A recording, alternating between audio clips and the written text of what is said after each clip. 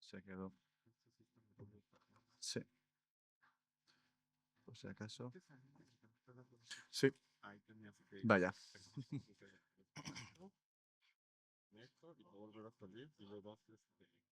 ver si vuelve a salir. Ah, perfecto. Entonces, creo que lo tenemos. Genial, gracias.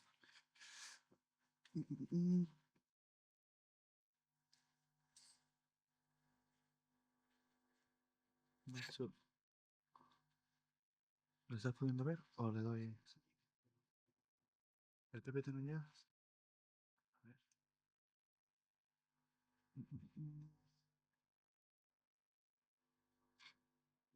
30 Hz, genial. Ah, vale, está ampliado. Vale, ya.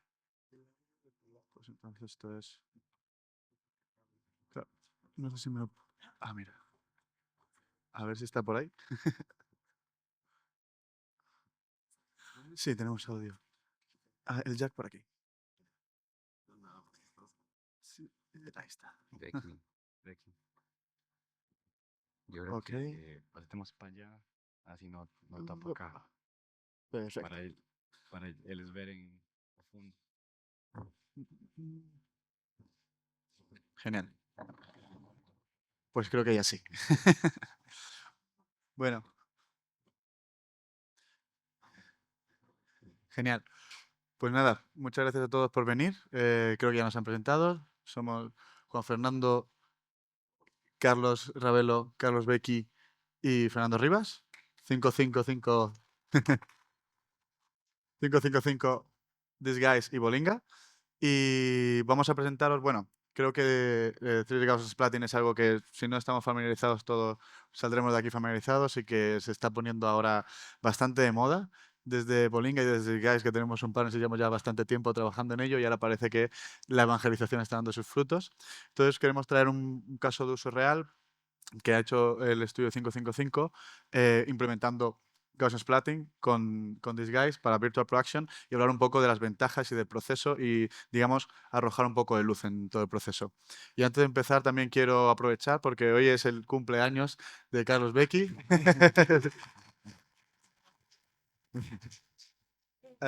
Así que nada, felicidades y vamos con ello. Pues bueno, como decía, aquí estamos más guapos, pero aprovechando un poco qué es Bolinga y también qué es Gaussian Splatting. Hago aquí la pequeña introducción. Al final, si todos los que trabajamos en producción virtual sabemos que el contenido es una parte clave, el contenido que ponemos en las pantallas, sobre todo cuando hablamos de contenido 3D. Y no solo es una parte clave, sino que es una parte que es una de las partes que más tiempo y trabajo lleva y que más problemas da.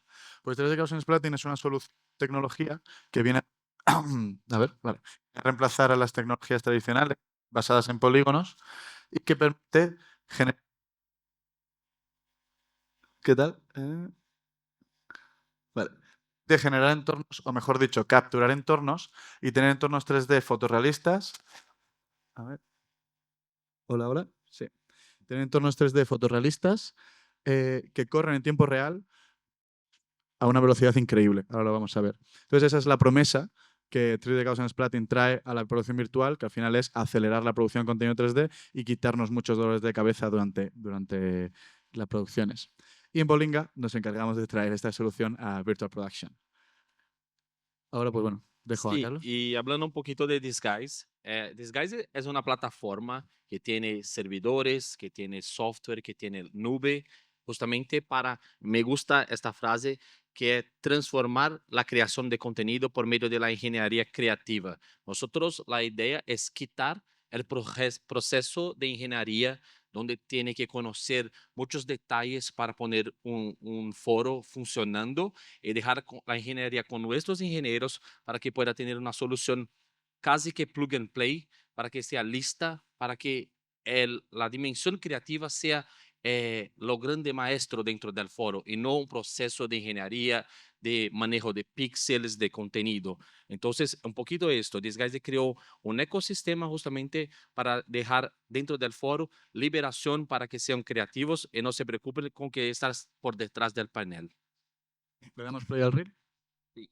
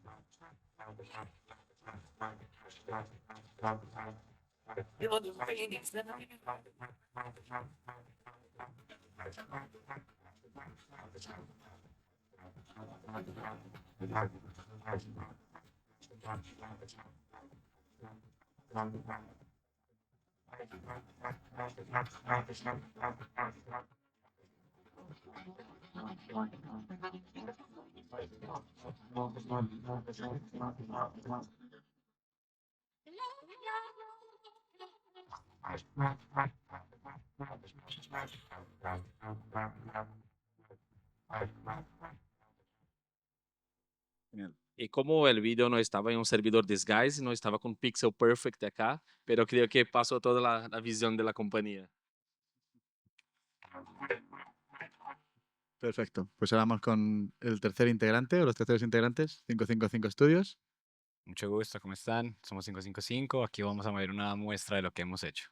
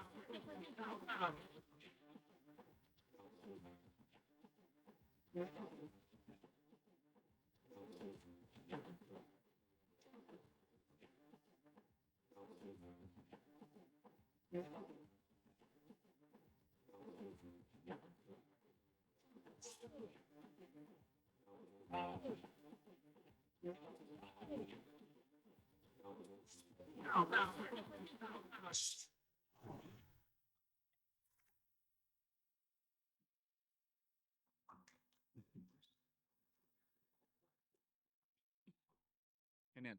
Pues bueno, vamos a empezar, pero antes de empezar, yo creo que para hacernos una mejor idea de público, quiero preguntar, ¿quién ha trabajado con Virtual Production en el público o lo conoce?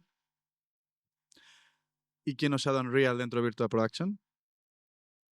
Perfecto. Entonces yo creo que los problemas que vamos a intentar resolver aquí os van a ser muy, muy familiares. Bueno, quiero pasar súper rápido por esta slide donde más o menos explicamos el proceso de Gaussian Splatting. Al final es un proceso que consiste en diferentes pasos, pero es un proceso muy tradicional en la parte de 3D, que al final es la parte de capturar un entorno, como podrías hacer con fotogrametría, alinear las cámaras y extraer una nube de puntos, entrenar, se llama entrenar porque viene del Machine Learning, pero no es más que resolver el scan de Gaussian Splatting, luego realizar ediciones, preparar la escena y renderizar. Esto es algo muy estándar dentro de un pipeline 3D, pero quería fijarlo al inicio antes de arrancar. Y bueno, dentro de toda esta parte, una parte crucial es la parte inicial, que es la parte de captura, de la que yo creo que vamos a hablar mucho hoy. Se puede capturar de diferentes maneras. Y aquí voy a dar un poco pie al equipo de 55 Studios para que nos cuente su experiencia.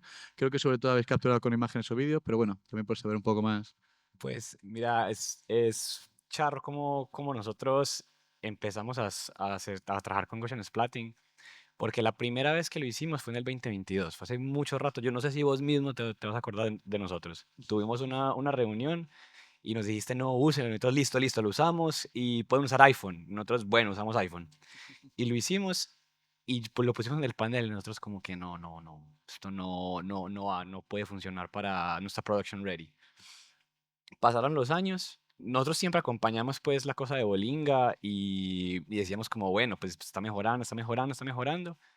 Yo conocí a Hans y ahí me presentó de vuelta como, mira, aquí se ha desarrollado Bolinga, pues este es el demo que les entrego. Me entregó un proyecto de Unreal con un point cloud en 360, no sé qué, yo lo vi y ese sí me pareció súper bueno. Y yo dije, no, si ellos llegaron a eso, entonces nosotros podemos llegar a eso también. O sea, yo quiero hacer algo que ellos hicieron. Entonces ahí pues entró en contacto directamente, pues primero fue por Hans, después con vos y con toda pues con toda la compañía que nos asesoraba con todos los procesos, tuvimos pues diferentes formas de capturar. La primera que intentamos fue una cámara, ya no iPhone, pues una cámara HD. Hicimos con full frame, una lente 24 que nos habían indicado que era como una buena receta. Lo hicimos y de vuelta como que no era lo que estábamos buscando. Y ahí dijeron como que no, esperen, hay formas de hacerlo, tienen que cuidar de la exposición, tienen que evitar el motion blur a toda costa, tienen que hacerlo de esta manera, con estos tipos de movimientos. Entonces no es simplemente coger una cámara y hacer así. Es como que no, no, a ver, yo voy a pensar cómo es mi plano. Yo necesito el parallax de este movimiento, necesito el parallax de este ángulo. Entonces aprendimos que tenemos que pensar cómo se va a grabar al final desde la captura y así capturar lo que se necesita. Si, por ejemplo, en este entorno, yo lo que me interesa es este ángulo o este lado y lo capturo desde aquí, entonces yo capturo desde este lado. Pero si yo quiero ese lado, yo no puedo conformarme y esperar que solo capturando de este ángulo yo vaya a tener el mismo ángulo. Tengo que capturar el espacio entero.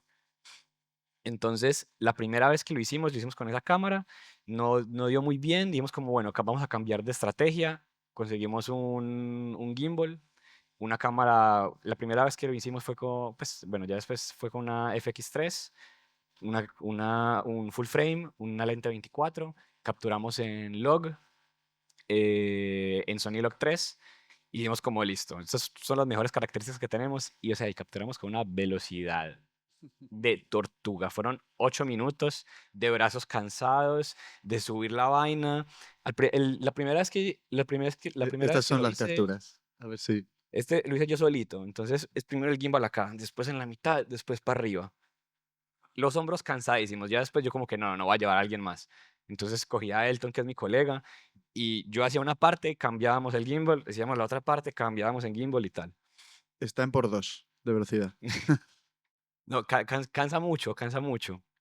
Eh, y después me di cuenta que esta no es la mejor versión. Sin embargo, nosotros continuamos con este proceso y llegamos a resultados muy buenos. Lo primero que yo como colorista estaba concerned, estaba preocupado, era con la calidad de Colbe, era con la calidad de color. En 555 nosotros le damos mucha bola al realismo, a que los negros sean negros, a que el blanco sea blanco y no sea caliente o frío. Entonces yo me preguntaba como, bueno, si yo entreno una AI, la entreno con imágenes, ella me va a dar los 16 bits, los 32 bits que yo necesito para moverme y tener una composición de color chévere o no. Y ahí, bueno, con el proceso que Fernando me pasó, lo seguí al pie de la letra, con obstáculos, con todo, y llegamos pues a un resultado muy bueno. Sí. Pero Antes de- esta primera parte de la Sí, genial. captura fue Antes, la órbita. antes de llegar a la parte de color, que creo que vamos a tener ahora bastante que hablar. Bueno, aquí lo estaréis viendo que está como lavado porque está en ese log, si no me Ujú. equivoco, en logarítmico. Es muy importante lo que estaba comentando Juan al inicio a la hora de capturar. eh, siempre hay que intentar mantener las imágenes entre sí lo más coherentes en 3D. Quiere decir, cualquier cambio que haya de exposición, de color, de parámetros de la cámara que solo ocurran, pues imaginemos que ahora de repente Juan cambiase la exposición aquí y van a aparecer artefactos porque de repente vas a estar dándole ahí cosas que no son consistentes en el espacio 3D. Motion blur, regiones fuera de foco, todo eso también lleva artefactos. necesitamos tener el pixel perfect al máximo, lo mejor posible. Y bueno, luego lo que... Voy a dar un poquito hacia atrás. Esto. El tema de los movimientos es muy importante. Al final, estos son movimientos, digamos, recetas básicas o elementos básicos con los que puedes construir tu receta. Pero la principal clave es mover los pies. No hay que quedarse quieto, hay que intentar triangular. Al final el algoritmo lo que hace es triangular. Entonces tienes que intentar triangular y ver diferentes puntos de vista, perdón, los mismos puntos desde diferentes puntos de vista. Digamos que lo que ser un vago en Gaussian Splatting va a ser enemigo siempre de reconstrucción y quedarte quieto y girar. Al final lo que vas a hacer es como crear una panorámica, pero no le estás dando información 3D al algoritmo. Y quería pararme, nos vamos a centrar mucho aquí en toda la parte de imágenes y vídeo, pero yo sigo defendiendo que los móviles pueden generar Gaussian Splatting, pero bueno, puedes ir, digamos que lo bueno de Gaussian Splatting es que hay diferentes recetas y puedes combinarlos con LiDAR, como los LiDAR de Leica o de Faro a través de Reality Scan, obviamente los drones, y puedes combinar drones, digamos que todo esto es combinable entre sí, entonces puedes combinar imágenes con drones. Al final, mientras marquemos y sigamos esas reglas que estamos indicando de, oye, que no cambie la exposición, veamos el mismo punto de diferentes puntos de vista, se va a mantener. Obviamente el multicámara es para humanos, ahí hay todo un trabajo que se está realizando y que a lo mejor todavía no está tan maduro, pero que es muy interesante. Y bueno, volviendo un poco a la parte que comentaba Juan del color. Aquí estamos. ¿Cómo se hace el color en Gaussian Splatting? Pues al final estamos haciendo Virtual Production, queremos que el Gaussian Splatting tenga un color muy bueno en el Wall, tenemos las herramientas de Disguise, Unreal, pero si no damos la suficiente información al Gaussian Splatting no vamos a tener suficiente color. Y además es algo que esto Pipeline lo inventamos desde Bolinga porque no existía hasta ahora y la verdad es que estamos muy orgullosos, pero voy a dejar que Juan explique un poco el proceso de todo el color grading y todo el manejo de color que hicisteis en vuestras capturas. Pues entonces, después de la captura inicial, estaba pues preocupado como, bueno, ¿cómo va a hacer que eso llegue todo enterito, toda la información enterita, con todos los negros, los blancos, los todo, al espacio en Unreal? Entonces, lo primero es que Bolinga entiende en EXR, y también acepta tratamientos de color. O sea, yo puedo capturar un espacio, darle un look, si yo quisiese, pues, darle un look estético en DaVinci, pero la verdad, lo que hicimos en esta parte fue cuidar la exposición. Todo, pues, ya estaba un poquito sobreexpuesto, entonces no, listo, lo bajé, que todo estuviese correctamente expuesto, información en las bajas, en las altas, no sé qué. Nos pasó de que cuando estábamos capturando pasó una nube, cambió la exposición y uno ve en la parte de Unreal y hay artefactos, pues como que de verdad, entre más controlado el ambiente y entre menos sombras, mejor también para un paso después hacer relighting. Con indicaciones de Fernando, entonces, capturé, fuimos para DaVinci, cuidamos de la exposición, exportamos en EXR para ACES, o sea, transformamos del S-Log a ACES y con eso entrenamos en el software de Bolinga, en el suite de Bolinga. Hoy en día hay un paso más que es mucho más rápido, porque esto nos pasó de un día para otro. O sea, capturamos un día, al día siguiente teníamos el Envol, que es la nube de puntos. Hoy en día hay un paso en el medio que lleva el proceso de 24 horas de entrenamiento a 8 horas de entrenamiento. Ya nos ha pasado, o sea, como que al principio cuando estábamos con el mercado brasileño diciéndoles como, no, esto es buenísimo, es muy rápido, Becky diciendo, no, eso de un día para otro está listo, y yo como, no, no, espere, no, no estoy listo, yo no me siento listo para esto. Hoy en día sí puedo decir que de un día para otro se puede tener algo decente. Algo decente me refiero a cómo capturamos, proyectarlo. Ahora, si queremos una cosa más creativa, ahí sí necesita un poquito más de tiempo.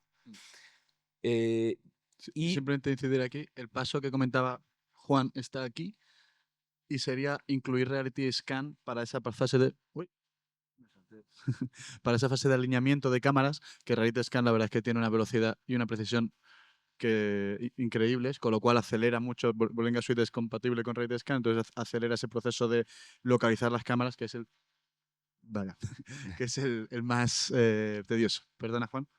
Eh, y ahí entonces exporta la nube de puntos y está con toda la información como tal cual uno la capturó.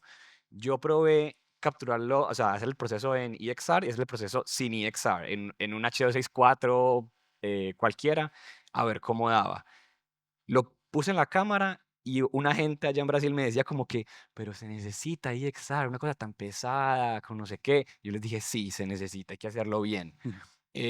Porque entre más cuidadoso vos seas con el proceso, menos dolor de cabeza vos tenés en el resultado final.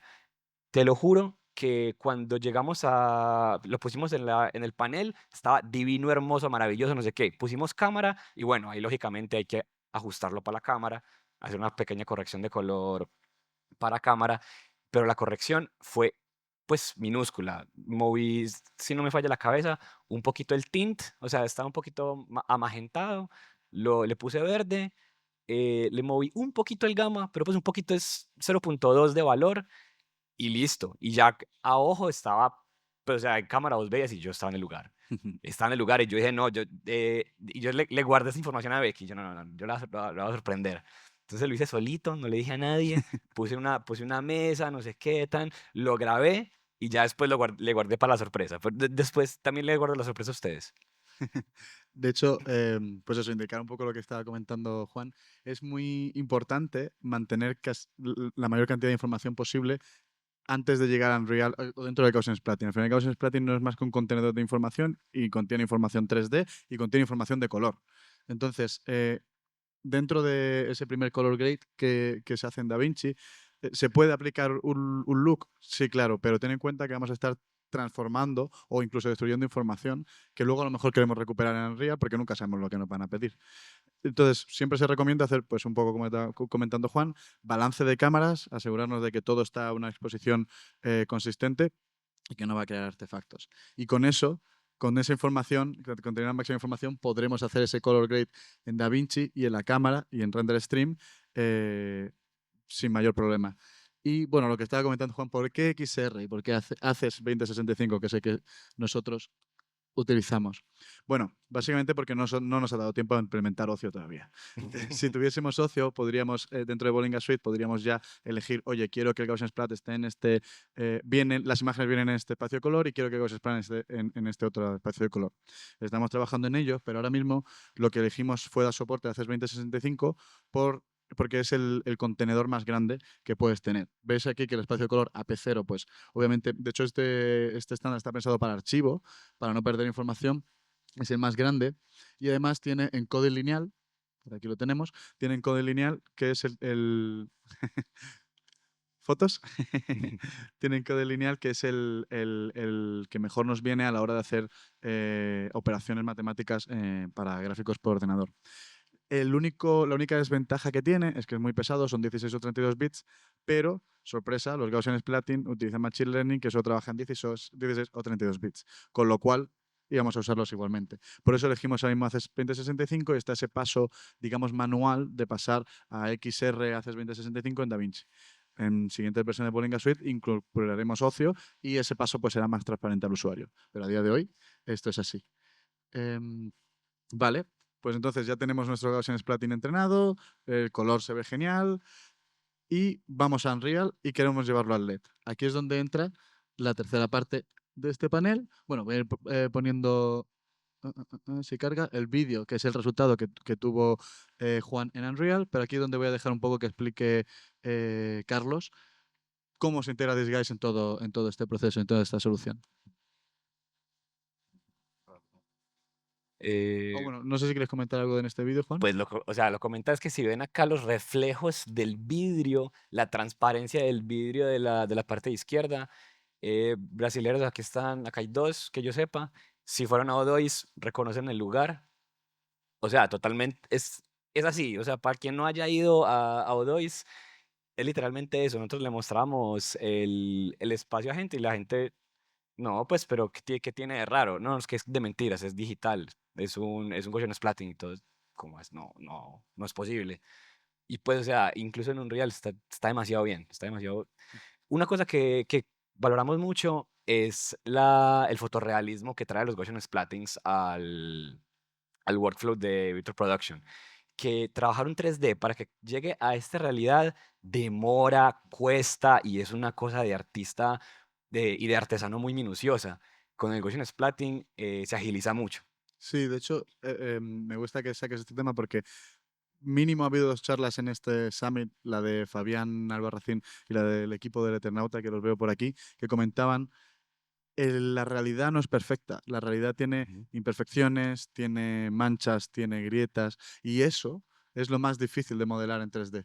Lo comentaba Fabián en sus primeras pruebas con él durante Tokio, que la principal diferencia era esas manchas entre el set virtual y el set real, y que él ensuciaba el croma para que tuviese esas imperfecciones. Lo comentó el equipo de Eternauta cuando comentan que tú conoces cómo es un espacio y aunque tú no lo sepas de manera consciente, tu cerebro sabe que ahí hay una grieta, esto no está tan limpio, etcétera. Y yo creo que esa es la parte más difícil de hacer en 3D y los Gaussian Splats al final están, digamos, copiando la realidad en 3D. Y entonces ese fotorrealismo al final consigue engañar al cerebro y consigue engañar al, al humano. Ok. Desculpe por mi portuñol, mas esto es muy importante para productores ejecutivos, para directores de fotografía, directores, entender cómo funciona, que lo llamo como una ferramenta de trabalho nova, que tudo que temos aqui, Gaussian Splat, Disguise, 555 com Virtual Production, tienes todas essas ferramentas. E esta novidade me encantou quando o Juan me mostrou pela primeira vez. E a primeira pergunta que fiz é: nossa, é fantástico! É realismo fotográfico, como diz, é muito claro e muito rápido, como o Juan disse também. E a primeira pergunta que fiz é: e conseguimos cambiar a luz? E o Juan me disse: não. Então acho que não vai funcionar. Uma semana depois, Juan me disse, não, falamos com o Volinga, falamos que é possível sim se cambiar a luz, se mover a luz, se reiluminar a cena. Só então voltamos a fazer vários e vários testes para que se mostrasse isso para todo mundo com segurança de que os fotógrafos pudessem cambiar a luz ou reiluminar esta cena. Isso é o mais importante de tudo, porque se faz a luz em realismo aqui, ao vivo, e também o fotógrafo quer fazer a luz no cenário. Então, isso é muito importante de ter esse controle, não? Então, para mim, me encantou muito isso. Sí, sí.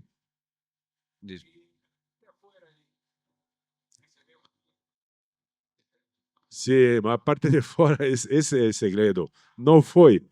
Não foi escaneado afora.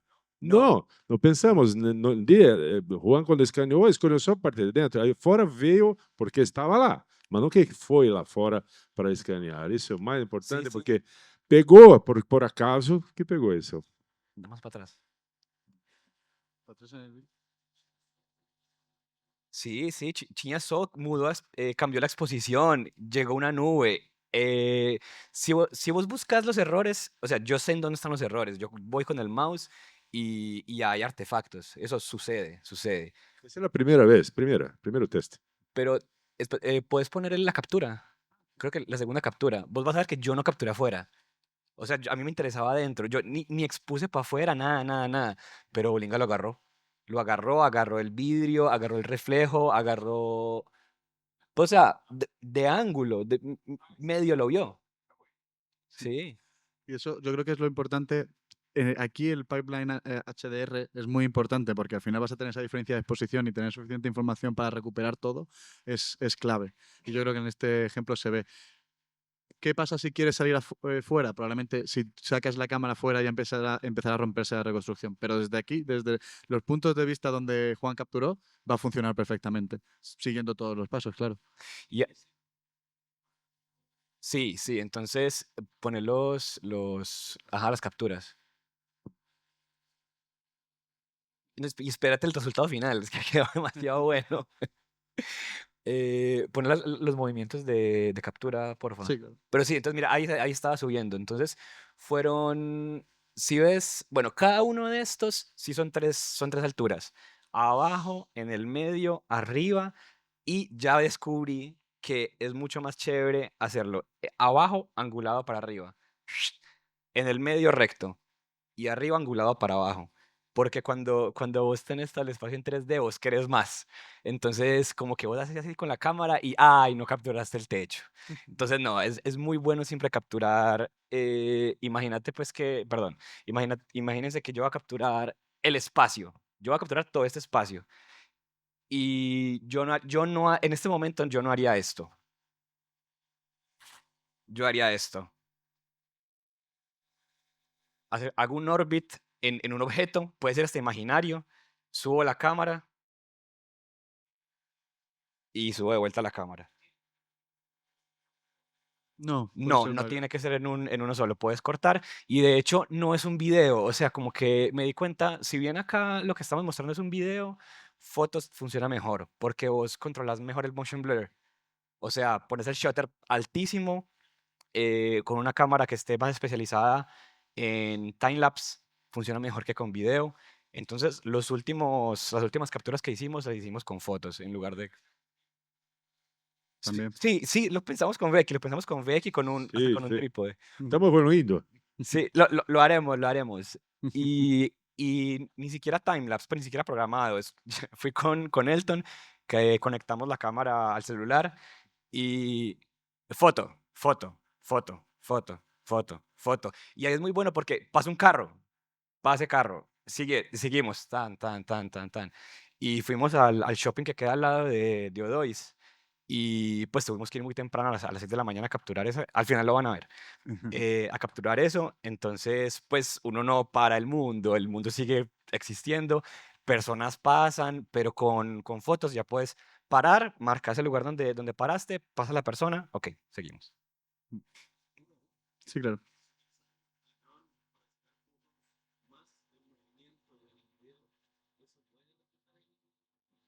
Eh, ¿En qué?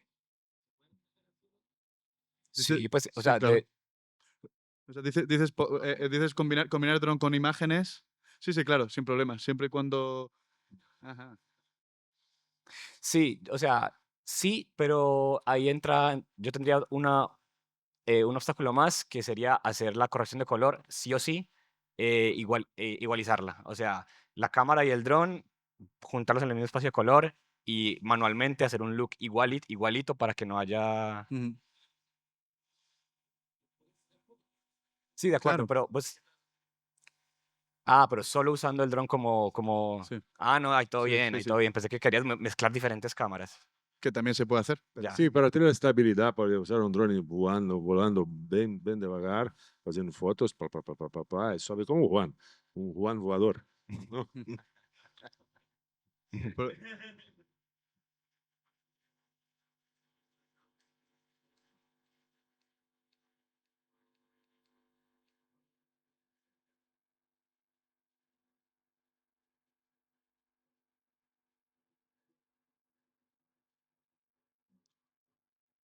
es mejor, o sea, al final va a depender de la calidad que quieras en ese resultado final, pero siempre, si se puede, es mejor acercarse. Lo que pasa es que es bueno acercarse manteniendo normalmente, digamos, movimientos hacia adelante y hacia atrás. Porque para que vayan manteniendo todos los puntos de referencia que se van a ir encontrando y se vaya alineando esas cámaras. Por ejemplo, muy, digamos, prohibido utilizar zoom. Cambiar el zoom y utilizar zoom durante la captura. O sea, desde que empiezas durante la captura cambiar el zoom, va a resultar en peores resultados. Entonces, acercarte, por ejemplo. O al revés. Digamos que al final el resultado final lo que importa son las imágenes, pero puedes hacerlo eso, empezar acercándote o empezar alejándote, pero sí, siempre acercarse, digamos, buscando ese parallax y manteniendo esos puntos de referencia en la cámara. Hubo un... No, adelante.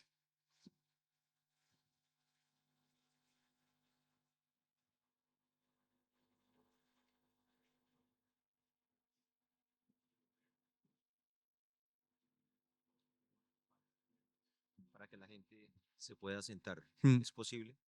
Sí, claro. O sea, dices de utilizar sofás verdes para replicar estos sofás. No, para que una persona se siente. y parezca que está sentado ahí. Pero que estás sentado en este sofá. Correcto. Sí, claro, no habría problema. Y reaccionaría exactamente igual si tienes el Shadow Catcher, etcétera, reaccionaría sin problema en el estudio. También lo que podrías hacer si quieres, aquí llegamos un poquito más adelante, hay herramientas para eliminar a lo mejor estos sofás. Te va a quedar un hueco, pero puedes reemplazarlo por un sofá digital si lo quisieras, por un sofá en 3D. Se pueden combinar elementos 3D y Gaussian splatting sin problema. Pero lo que estás comentando no habría ningún problema. Podrías poner el sofá verde siempre y cuando tuviese la misma geometría que estos sofás y el Shadow Catcher y demás funcionaría del Chroma. Otra cosa importante de esto que no he mencionado es el foco. El foco es muy importante. Entre más profundidad de campo, mejor. Entonces, cuando es fotografía, pues además del shutter altísimo, también el diafragma cerrado, más profundidad de campo y tenés más libertad para eso. Si hay algo fuera de foco, vos lo pones en el panel y se ve. Se ve. Entre más foco y menos motion blur, mejor. Y el viento es enemigo. No nos gusta el viento. Sí. Y por terminar, una cosa que no hemos comentado en la parte de captura, existen sensores como S-Grids, que son partners nuestros, que te permiten, digamos que tienen todo el uno en ese proceso. Voy a ir para atrás otra vez. Menos mal que tenemos el clicker. En este proceso, digamos que S-Grids cubre los 3 primeros pasos. Lo bueno que tiene S-Grids es que, aparte de que es una herramienta muy sencilla para capturar porque te guía, tiene una aplicación que te va enseñando y además tiene un LiDAR, con lo cual la nube de puntos tiene la escala real, es que al final sí que reduce mucho la curva de aprendizaje de toda esta parte de captura. El principal problema de todo lo que estamos comentando es que los sensores son en 8 bits, con lo cual no podríamos realizar toda esta parte de color grading. Podrías realizar color grading en Unreal, pero porque ya lo podrías incluir dentro de nuestro plugin, pero estarías limitado a esos 8 bits iniciales. Sería el principal problema. Entonces, también ahí es como todo, hay que hacer siempre un balance entre la velocidad de captura, también que es capaz de eliminar elementos dinámicos y el caso de uso final. Por ejemplo, para Previs o TechVis o Virtual Scouting, esta herramienta es maravillosa, porque ahí a lo mejor no te interesa tanto el color, lo que quieres es capturar rápido, barato y empezar a jugar con el en Real. Para algo pixel final, pues todos estos pipelines al final te van a dar una calidad de color que no te puede dar ahora mismo. Es la compañía con el sensor que tiene estos escáneres. Quizá en una iteración futura ya tienen un sensor de 10 bits. Vale, y ahora, volviendo un poquito aquí, una vez ya tenemos todo esto en Unreal, se ve genial, ahora viene la parte quizá más importante, que es pasarla al LED. Y aquí es donde vamos a enseñar unos vídeos, pero dejo que Carlos vaya explicando. Uy, voy a mutearlo. Dejo que Carlos vaya explicando un poco qué es Disguise y si quieres paso ahora al diagrama cuando tú quieras. Sí, ok. Sí, como yo había comentado, el papel del disguise en este entorno es justamente quitar un poquito la ingeniería y hacer con que las cosas pasen bien. Entonces, nuestra solución, que se llama Render Stream, es justamente el maestro que va a coordinar todo lo que está siendo capturado por la cámara dentro del set, todo el contenido que está yendo a los paneles y todo el contenido 3D que está siendo renderizado en nuestros render nodes. Entonces, Render Stream hace toda esta conversación con los archivos de Volinga, archivos de Unreal, archivos de Unity, Touch Designer o lo que sea su contenido, y justamente hace lo envío de esto en los tiempos, respetando el contenido del tracking, los paralajes, todo que necesita para que se cree un entorno realmente más fidedigno a lo que está pasando con este Pixel Perfect.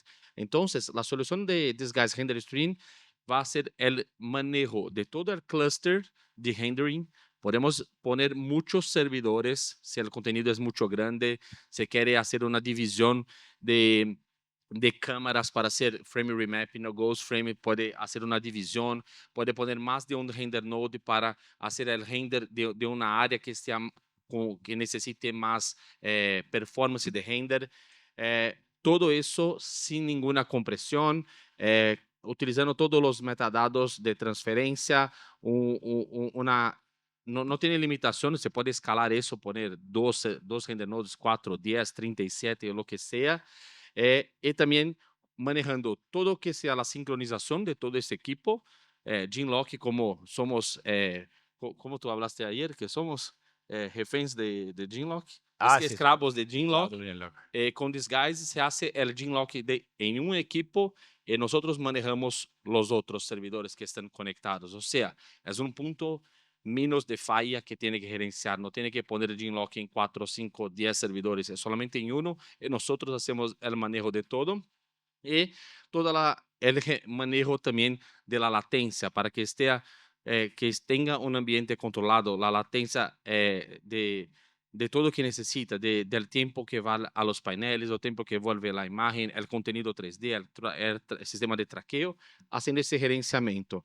Entonces, Disguise tiene los media servers, que es lo que hace la composición del contenido de las cámaras, envía el contenido para los paneles, nuestro cluster de render y haciendo la conversación con los sistemas de contenido, Bolinga, y Unreal, Notch, Unity, lo que sea. Entonces, este es nuestro workflow para producción virtual, con soluciones muy consistentes, todas hechas por nosotros justamente para proveer una seguridad de failover que necesite y que tenga una buena performance y quite de su equipo la preocupación con el manejo de los equipos, que la libertad creativa sea el principal dueño del foro y la ingeniería se queda en nuestro lado. Y Disguise trabaja con OCIO. Claro. Sí, los pipelines de colores, ACES y OCIO, son cosas que nosotros llevamos mucho a serio. Tenemos nuestra área de pesquisa y desarrollo justamente siempre mirando todo lo que la industria está precisando, necesitando y haciendo los desarrollos necesarios para eso. Exacto, era lo que iba a comentar.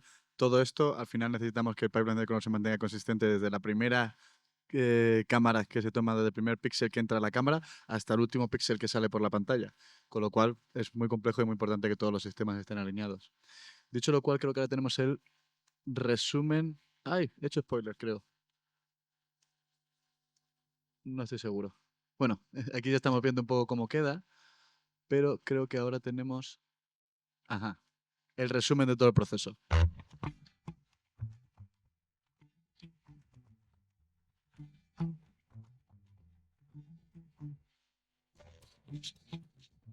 Y vemos toda la parte de color gradient en DaVinci.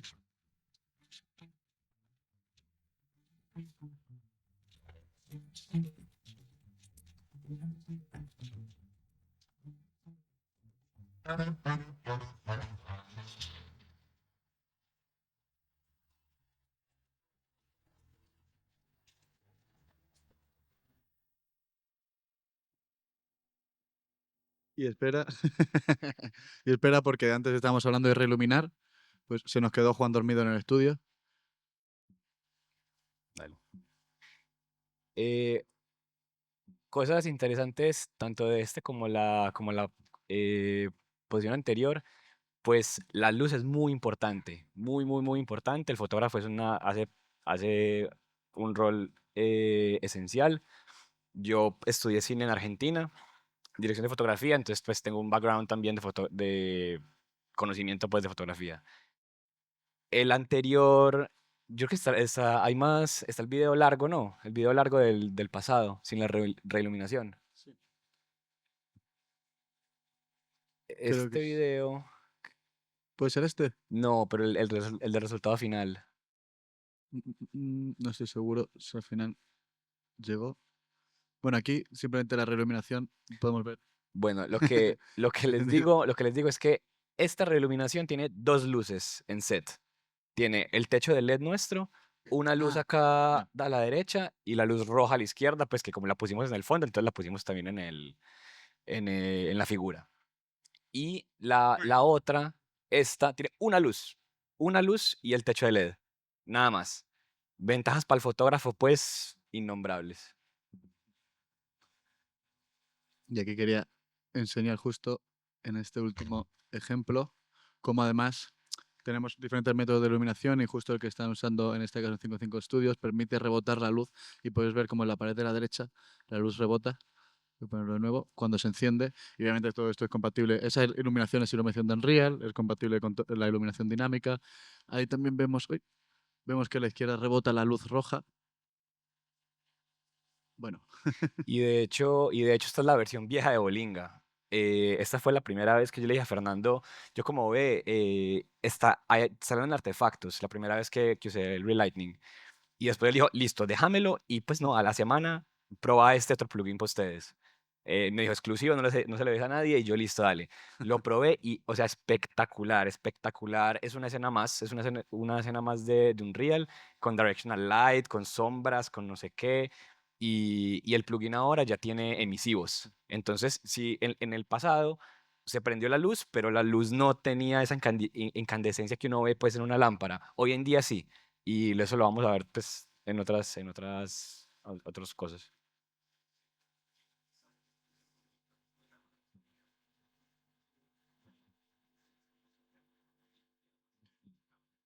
Sí, y sí, la que tú capturas, esa luz y esa sombra va a estar ahí, pero nosotros de hecho lo llamamos Additive Lighting porque lo que hace es añadir.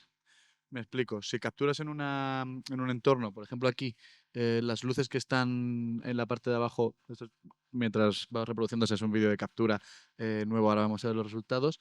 Las luces de abajo, las sombras de abajo de las sillas, esas van a estar en Splat, no se pueden quitar.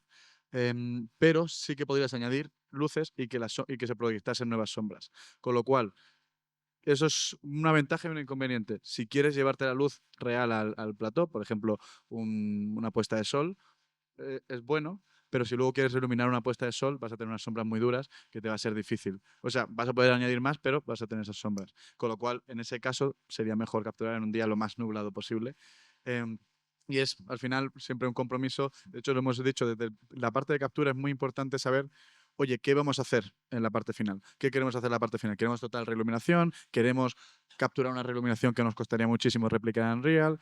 Entonces eso es muy importante. Estamos trabajando en herramientas de IA para poder quitar estas sombras de manera que, aunque captures con sombras, no te las lleves, pero sí. Luego además también el plugin te permite decir cómo de emisivo es el Gaussian Splat, de manera que, digamos, bajas la luz que tiene Gaussian Splat. Pero em, no diferencia entre albedo y el resto de pases. Vale, aquí son otros ejemplos de ya otros splats, si no me equivoco, Juan. Esto lo hicimos hace, ¿qué? 2 semanas, Sí. 3 semanas. Ya con o sea, con un método de iluminación mucho mejor. El cielo es de Unreal. El cielo no fue capturado. Un día supremamente nublado. Pues, o sea, fue una suerte impresionante. Y esto ya lo hicimos con fotos. El tiempo se redujo mucho, porque es que un video, por más que sea, no tienes que, que quedar hundiendo el botón. Un video son muchas fotos. Eran pues 24.000. En cambio acá fueron 600. Entonces el entrenamiento del AI se reduce demasiado. Y eso es muy poseado, como que la agilidad que permiten los splattings es una gran ventaja y sobre todo, digamos, eh, proyectos publicitarios que quieren todo ya. Entonces es una gran ventaja. Pero, o sea, la realidad fotográfica que esto trae con la agilidad es buenísimo.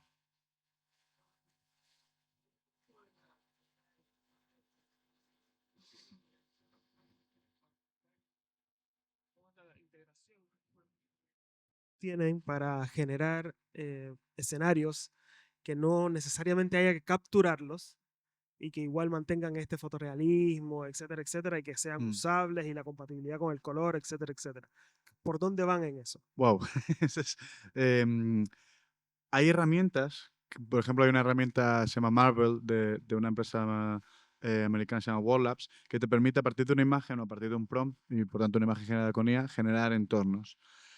Diría que aún no llega a este nivel de fotorrealismo, pero bueno, lanzaron de manera pública creo que a principios de noviembre, con lo cual dale un año y será mejor. Esas herramientas, el output es un Gaussian Splat, con lo cual se puede incluir aquí perfectamente sin problema. En temas de color, bueno, dentro de Unreal, dentro de Unreal sí usamos Ocio, entonces sí que vamos a trabajar en el Working Color Space que vosotros configuréis en el proyecto. Por ejemplo, lo que comentaba en este sensor, aunque vengan 8 bits sRGB, se va a pasar a Working Color Space que toque. Y nosotros, pues por ejemplo, si utilizas esta herramienta generativa, se convertirá de esa manera, pero vas a estar limitado, igual que con este sensor, a los 8 bits. Y ahí sí que hay un problema más fundamental, diría yo, a nivel de IA, y es que las IAs están entrenadas en 8 bits sRGB porque es el material que hay en Internet, digamos, a palazos. Conseguir un material HDR es más difícil. Ahí sí que hay un problema fundamental que habrá que ver cómo se resuelve a nivel científico, porque hay dos opciones: o generar un dataset enorme también en HDR, o inventar otra IA que te saque el HDR. Estamos esperando. Luma AI sacó una modelo de generación de vídeo, pero no es muy HDR, digamos, más rango extendido. Y sé, por ejemplo, durante este fin de semana creo que me han comentado acerca de Gaia, puede ser, que permite sacar más rango. Ahí, digamos que ese para mí es el principal problema, o problema más fundamental. Gracias. Bueno, me ha venido genial el futuro.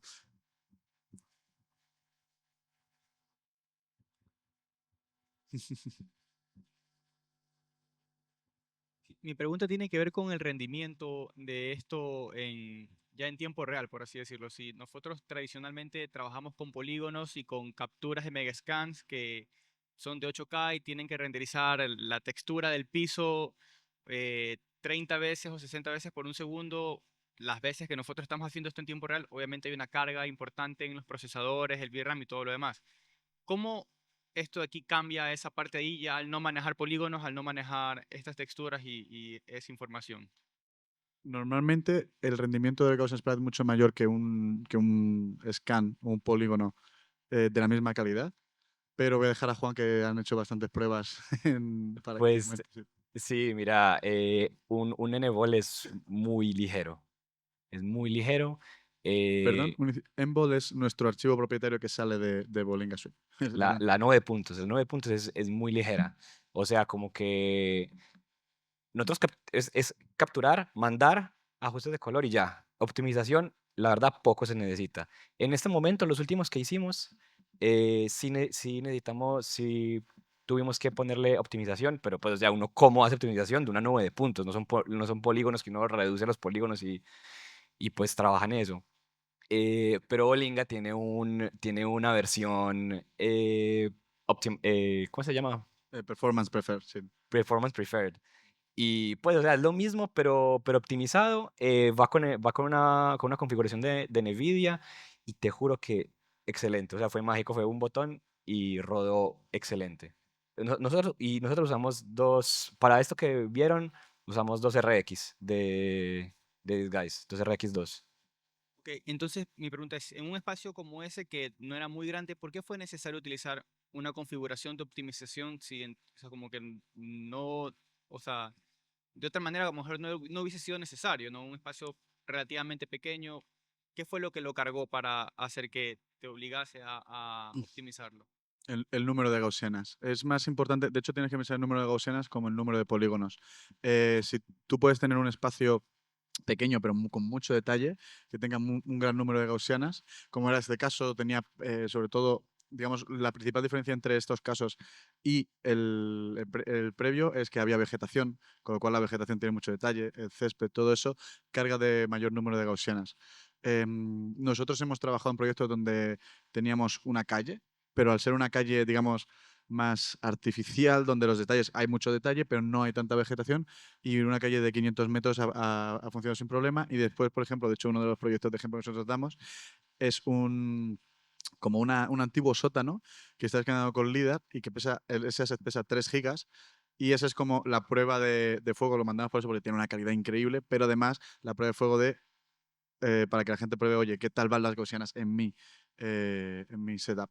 Entonces, eso, el número de gaussianas. Y luego, pues, obviamente, si quieres capturar con mucho detalle espacios muy grandes, ahí subirá mucho el número de gaussianas, pero también puedes tener espacios grandes con menos detalle, porque, bueno, en este caso era para un driving plate, con lo cual, al final era motion blur, y que sea un modelo más pequeño, más liviano, que algo más pequeño con mucho detalle, con muchas gaussianas. Significa entonces que el Gaussian Blur va a funcionar mejor con espacios con menos, por así decirlo, con menos volumen, tal vez. Unas plantas tiene Más planos, digamos, con unas texturas de geometría más simples.